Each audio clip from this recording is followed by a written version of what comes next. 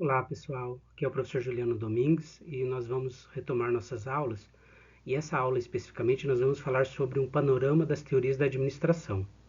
Então, nessa aula vamos fazer uma viagem histórica e conceitual pelas principais teorias da administração que foram desenvolvidas ao longo do tempo. O nosso foco não é apenas em compreender a ideia central de cada escola, sabe?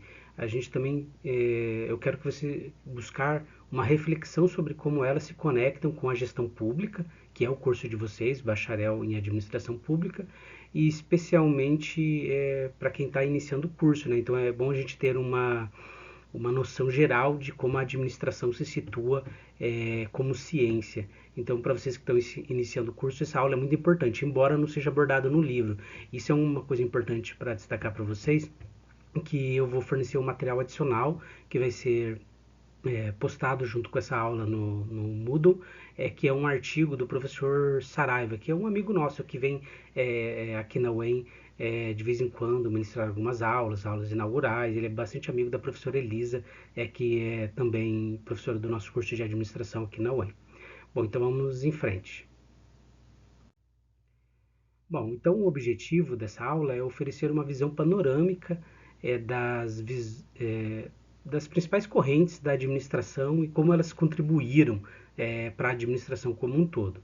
Então, nós vamos entender como essas ideias surgiram, em que contexto elas foram aplicadas e quais lições nós podemos tirar para os desafios da gestão pública contemporânea.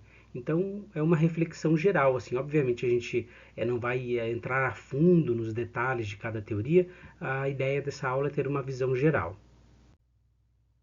Bom, então a primeira teoria que foi escrita, o primeiro livro que foi que pautou, que a gente pode dizer que nasceu a ciência da administração, é o livro da administração científica de Taylor. Então ele criou um livro chamado Os Princípios da Administração Científica. E o que o Taylor estava preocupado, pessoal?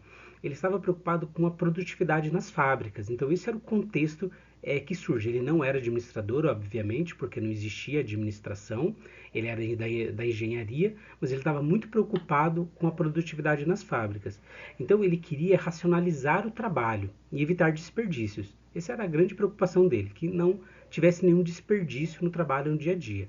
Então, a ênfase aqui nessa teoria era a eficiência e o controle. Então ele queria que as pessoas fossem mais eficientes no seu trabalho, que não tivesse nenhum desperdício, então ser mais eficiente, mas para fazer isso ele precisava que tivesse controle, então que fosse controlado o trabalho das pessoas para ver quem estava mais desperdiçando mais e quem está desperdiçando menos. Obviamente, se você quer ser mais eficiente, você tem que medir o quanto está sendo eficiente. Então aí surge a ideia de também implementar controle.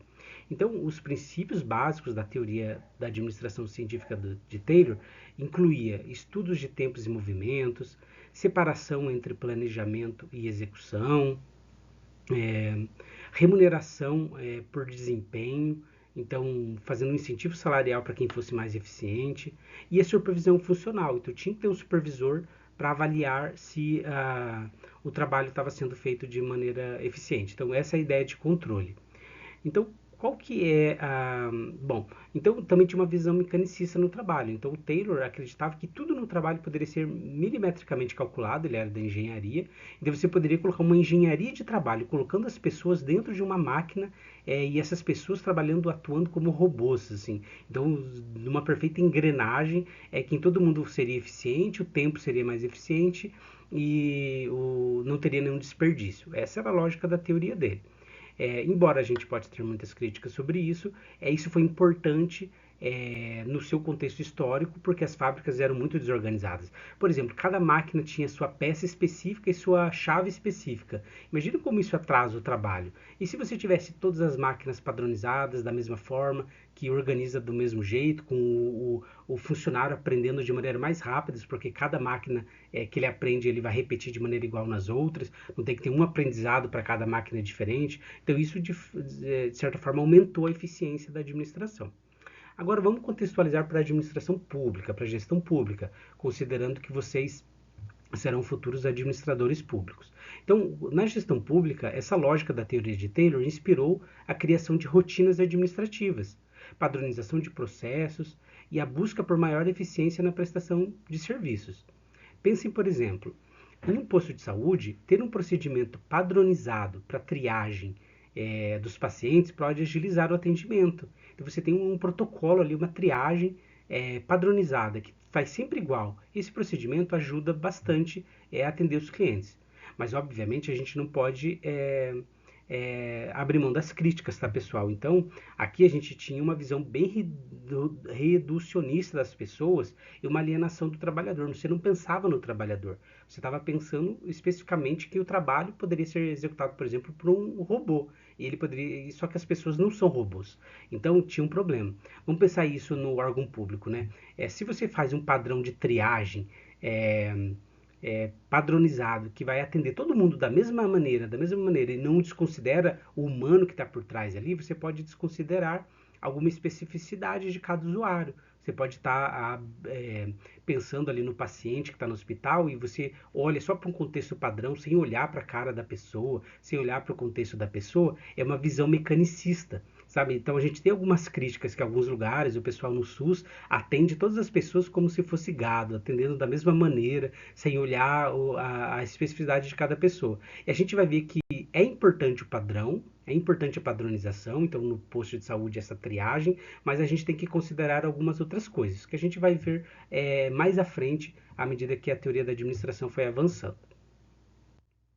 Bom, a segunda teoria que vem com bastante importante na administração é Fayol. Então, o Fayol, ele trouxe, contribuiu com a ideia de que administrar é planejar, organizar, comandar, coordenar e controlar.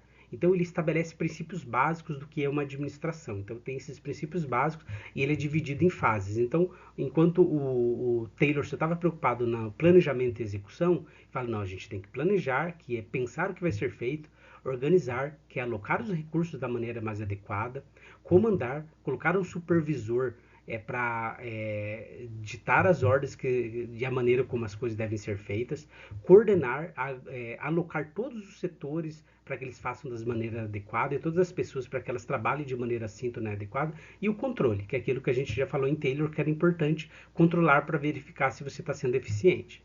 Bom, o Taylor também, então ele olha a administração como um processo universal. Então, e ele acredita que esses princípios estão em todas as tarefas humanas e que a administração está em todas as atividades humanas que a gente faz. E a gente precisa, se a gente faz isso, talvez a gente não faça de uma maneira mais adequada, mas a gente faz tudo isso, que é planejar, organizar, comandar, coordenar e controlar qualquer atividade humana que é executada. Ele também apresentou princípios. Então, são 14 princípios. Tem no artigo que eu compartilhei com vocês, da administração. 14 princípios da administração. Alguns mais importantes que eu posso destacar para vocês. A unidade de comando, a centralização, a disciplina e a ordem. Fiquem à vontade de ler o artigo, obviamente, e daí vocês podem entender quais são esses 14 princípios e o que eles significam. Bom, mas de forma geral, esses princípios inspiraram uma estruturação hierárquica de órgãos públicos, sabe, pensando no órgão público, como com funções bem definidas para cada órgão público. Então, cada setor lá tem a Secretaria da Saúde, a Secretaria da Educação, a Secretaria de Obras. Então, essa hierarquia de estruturas para coordenar e fazer as coisas de maneira mais eficiente, o setor de planejamento, o setor que executa as coisas. Então, isso foi feito. Essa organização que a gente tem nos órgãos públicos hoje nasceu da teoria clássica de Fayol. Porém, o problema que essa abordagem tem, que a gente tem que levar em consideração as críticas, né, é que ela pode levar a uma gestão muito verticalizada e pouco flexível. O que isso significa? Que as pessoas que estão no comando planejam tudo e pensam em tudo, e as pessoas que só estão na base executam. Só que a gente vai ver mais à frente que talvez as pessoas que estão na base da pirâmide ali, da hierarquia da empresa, podem ter algumas ideias boas e pode contribuir com alguma coisa do trabalho que a pessoa que está lá no topo da organização nem está sabendo o que está acontecendo. Então, essa é a crítica que tem a teoria de Fayol. Então essa gestão muito verticalizada e pouco flexível é um desafio que, especialmente quando a gente lida com políticas públicas complexas, certo? Que a gente tem territórios diversos, tem pessoas lá em comunidades. Então a gente não pode pensar que o ministro da Saúde lá, ou o ministro da Educação, que está lá em Brasília, vai conseguir resolver todos os problemas das pequenas comunidades e dos pequenos municípios. Você tem que descentralizar, e é isso que é feito, não é? Hoje em dia a gente tem uma estrutura que o município cuida da educação infantil e da educação básica, porque ele está mais perto dos problemas ali das crianças, daquele contexto. Então, descentralizar é uma maneira melhor para que você não tenha uma centralização excessiva, por exemplo, no órgão executivo federal. Bom, o Ford apresenta um avanço nessa teoria, que é a linha de montagem, né? Que ele aperfeiçoa essa ideia de produção em massa, criando uma linha de montagem contínua, que combinava a padronização de produtos com a divisão extrema de tarefas. Então, essa abordagem ela gerou uma redução de custos. Então ajudou bastante, sabe? Então fazer uma produção. Então, bom, eu consigo trabalhar de maneira planejando, organizando e controlando. Dirigindo e coordenando, como o Fayol estipulou. Só que como que eu consigo ganhar em escala? Então, se você dividir bem a tarefa e fazer uma produção em massa, você consegue ganhar em escala, cada pessoa vai fazer apenas uma função. E fazendo apenas uma função, ele consegue aprender melhor e fazer mais rápido. Então, essa abordagem ela gerou redução de custos, mas ela tem uma crítica porque ela atenuou, sabe, ela amplificou, desculpe, corrigindo a palavra, ela amplificou aquele problema da alienação. Porque o trabalhador agora não entende do processo como um todo, ele entende apenas uma parte do processo. Então, essa é a crítica dessa teoria do Ford. Então, na gestão pública, essa visão se traduz, por exemplo, essa visão de Ford se traduz, por exemplo, em programas padronizados para grande volume de atendimento, como campanhas de vacinação ou a emissão de documentos. Elas são eficientes, porque elas conseguem trabalhar em grande escala de maneira padronizada. Só que, como a gente já discutiu anteriormente, ela corre o risco de tratar todos como iguais, sem olhar para vulnerabilidades específicas. Bom, avançando no tempo, a gente tem a teoria das relações humanas. Aqui eu gosto bastante dessa teoria, que ela dá ênfase nas pessoas. Ela começa a criticar aquelas teorias mecanicistas, Taylor, Fayol e Ford, e começa a pensar mais nas relações humanas. Então, surge a ideia de que o trabalhador não é apenas uma máquina, ele não é um robô, uma engrenagem que trabalha dentro da empresa. Então, fatores sociais, fatores emocionais influenciam a sua produtividade. E então, isso a partir do experimento do Hawthorne, ficou bem identificado, identificou-se, né, a importância dos grupos informais, da comunicação, do reconhecimento e da motivação. Então, o que foi a experiência de Hawthorne, pessoal? Uma coisa bem legal que eu gosto sempre de falar para os alunos é que eles estavam numa fábrica fazendo experimento das teorias da administração científica de Taylor. Então, eles queriam saber se a fadiga no trabalho poderia aumentar ou reduzir a produtividade. E um dos testes que eles queriam fazer era sobre a iluminação. Eles queriam saber se mais luz ou menos luz era melhor para aumentar a produtividade das pessoas. Eles acreditavam que quanto mais iluminado o ambiente, melhor. Então era um teste de uma hipótese sobre a fadiga, né? Que um ambiente muito escuro ele gera muita fadiga e a pessoa produz menos, é menos eficiente. Então, o que eles fizeram? Eles deixaram as pessoas trabalhando lá na fábrica como grupo de controle. E um grupo experimental, eles separaram, por exemplo, imagine que trabalhasse 1.000 pessoas lá na fábrica de Hawthorne. Eles pegaram 100 pessoas e colocaram num grupo experimental. Eles colocaram num barracão separado e de lá eles poderiam controlar a luz. E ao mesmo tempo eles controlavam a produtividade daqueles 900 que ficaram. Nesse grupo de tratamento, à medida que aumentou a luz, aumentou a produtividade. Opa, então eles conseguiram confirmar a hipótese deles. Quanto mais luz, mais o ambiente gera menos fadiga e a pessoa é mais produtiva. Só que daí eles queriam tirar a prova real. E para tirar a prova real, eles reduziram a luz. Então eles reduziram a luz mais escuro do que era no ambiente de controle. E eles esperavam que com a redução da luz as pessoas diminuíssem a produtividade. Obviamente essa era a hipótese, né? Mas eles diminuíram a luz e as pessoas continuaram a aumentar mais a produção. Então não importava se a luz era maior ou se a luz era menor. As pessoas que estavam no grupo de tratamento, que foram separados naquele barracão, sempre eram mais produtivos. Poxa, o que está acontecendo? Então não é a luz que importa. Realmente é isso que eles concluíram. O que importava era a comunicação, era um chefe mais legal, porque eles estavam mais felizes de estar ali naquele ambiente, que não era aquele ambiente super controlado. A pessoa que estava ali fazendo o experimento não era aquele chefe ruim, ele era o pesquisador da universidade que estava ali acompanhando eles. Eles criaram ali um grupo mais informal entre eles, se comunicavam mais e ficavam mais motivados para trabalhar. Então, todos esses aspectos, grupo informal, boa comunicação, reconhecimento, eles se sentiam reconhecidos por estar trabalhando num lugar separado. Então, isso motivou eles a trabalharem mais, independente da luz. Então, aí surge a teoria das relações humanas. Então, onde que a gente pode encaixar isso no setor público?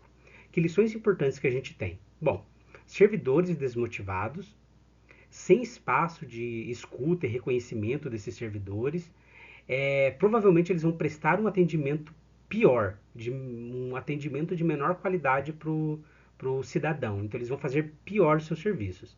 Então, políticas de gestão de pessoas no setor público devem valorizar a dimensão humana do trabalho. Eu acho que essa é a grande lição da teoria de Elton May. Bom, a teoria de Weber foi uma resposta, já avança isso no tempo, né? Ele foi uma resposta às formas tradicionais de poder. Então, ele propôs que uma administração boa, ela deveria ser baseada na dominação racional legal. O que isso significa? Bom, você tem uma hierarquia formal. Quem vai mandar na empresa, quem vai controlar a empresa, tem que ser uma hierarquia formal, baseada na impessoalidade, não deve ser quem eu indico, mas deve ser a impessoalidade. As regras devem ser bem escritas, então regras, normas devem ser bem padronizadas. Você deve ter meritocracia no trabalho, você deve promover aqueles que merecem e tem que ter profissionalismo, fazendo tudo de maneira mais profissional. Bom, pessoal, essa é a base do serviço público moderno. Isso, a teoria de Weber para a gestão pública, ela cai como uma luva. Porque é assim que os órgãos públicos devem agir. Sabe, o prefeito que ganha a eleição, ele não deve privilegiar, por exemplo, os seus comparsas ali, aquelas pessoas que são privilegiados do seu partido com base em pessoalidade. Você deve atender às regras escritas da prefeitura. Então, isso é a base do serviço público moderno. Só que a gente sabe desse grande problema no órgão público, né? Que o excesso da burocracia pode gerar grande lentidão, papelada, muita papelada, pode gerar frustração no cidadão que vai receber o serviço público.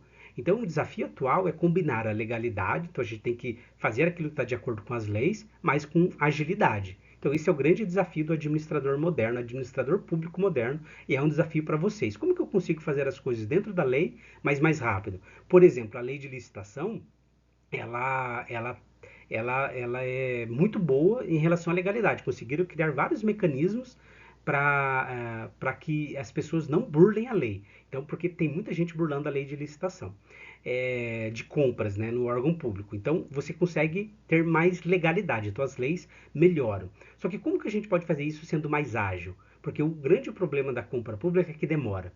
Para você cumprir todos os requisitos legais, você demora para comprar. Às vezes a prefeitura tem dinheiro para comprar, mas não consegue, porque não consegue atender os requisitos mínimos legais da lei de licitação. Então, qual que é o desafio? Esse é o grande desafio, certo? Então, aqui é a lição de Weber.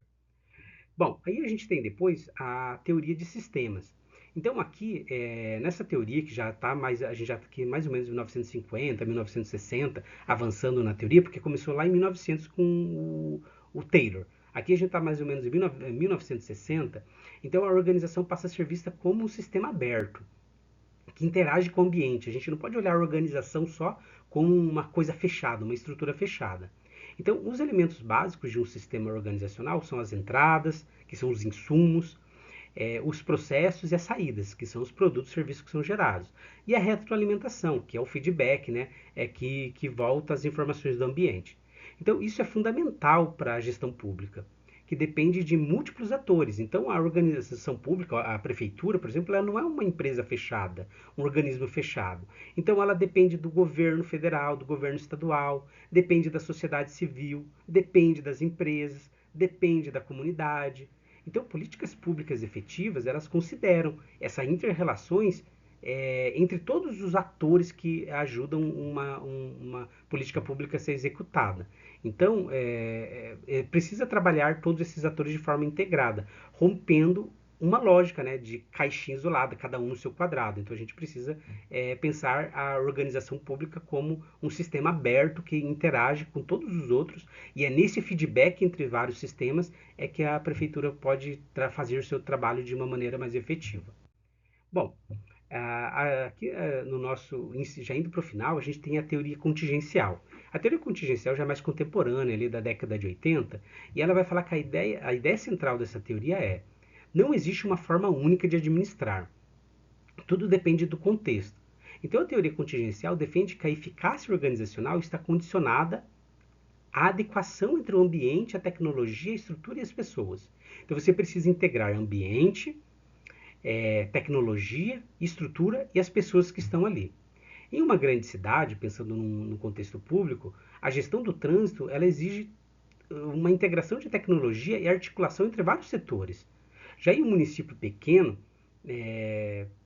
uma gestão do trânsito não precisa, ela pode ser mais simples, com organização mais simples, ela não precisa de tanta tecnologia e pode ter relações mais diretas com a comunidade. Então veja só que não existe uma fórmula única, você depende do contexto. Então será que uma organização, um determinado tipo de administrar que funciona bem em São Paulo, que é uma metrópole, uma megalópole, vai funcionar bem lá em Mato Rico, numa pequena cidade do interior do Paraná? Talvez não. Então, a teoria contingencial, ela convida a gente a adaptar os modelos de administração que funcionam melhor à realidade daquele contexto. Então, essa é a lição dessa teoria. Qual que é a crítica? A crítica é que, bom, se não tem um modelo para cada lugar, cada prefeitura, cada lugar pode criar o seu modelo. Isso também não é verdade. Isso é o que a gente chamaria de relativismo excessivo.